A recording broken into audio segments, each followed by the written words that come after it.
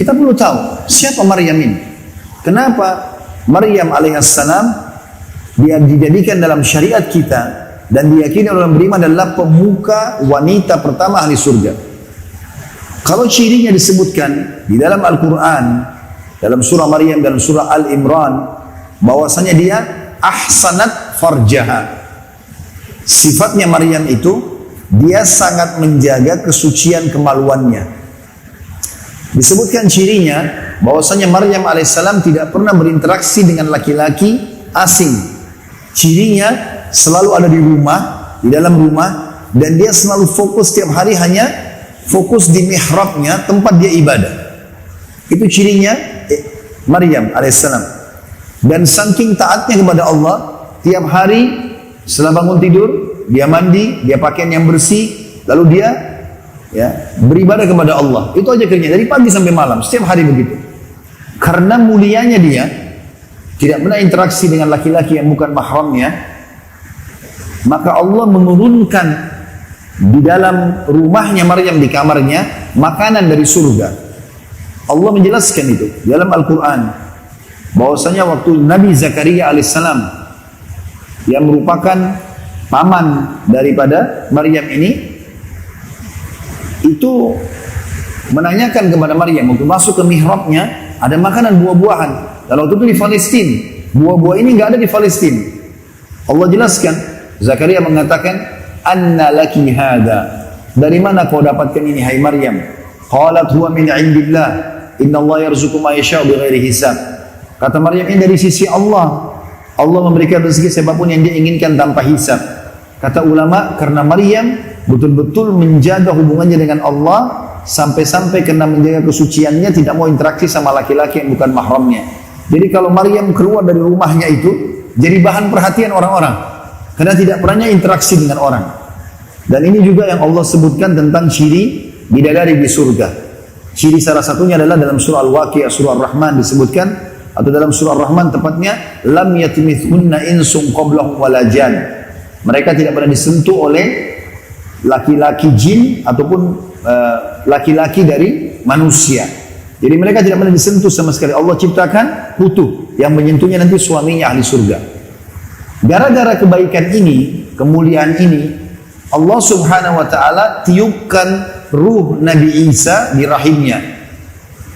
Dan Allah subhanahu wa ta'ala menjadikan Isa alaihissalam manusia tanpa sperma.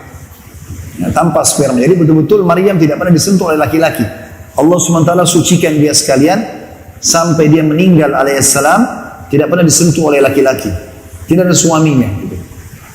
Tapi ini ciri khasnya Maryam. Yang kita ambil pelajaran adalah tidak pernahnya berinteraksi kepada orang-orang yang telah Allah haramkan. Itu yang menyebabkan dia menjadi pemimpin di surga.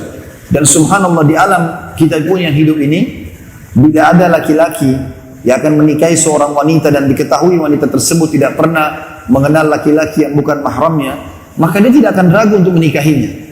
Beda kalau misalnya orang ini punya sejarah yang tidak baik sebelumnya, maka mungkin dia punya pertimbangan-pertimbangan dalam mengambil keputusan. Walaupun setelah orang taubat itu hak kita untuk bisa menilai kebaikan dia setelah taubat. Tapi kita bicara sekarang tentang kedudukan Maryam alaihissalam. Makanya Allah memastikan rahimnya Maryam suci. Dilahirkanlah juga laki-laki yang suci. Teman-teman bisa baca dalam surah Maryam, khusus Allah sebutkan dalam surah Maryam, itu kalau tidak salah dimulai ayat ke-11 sampai ayat ke-20 sekian. Ya.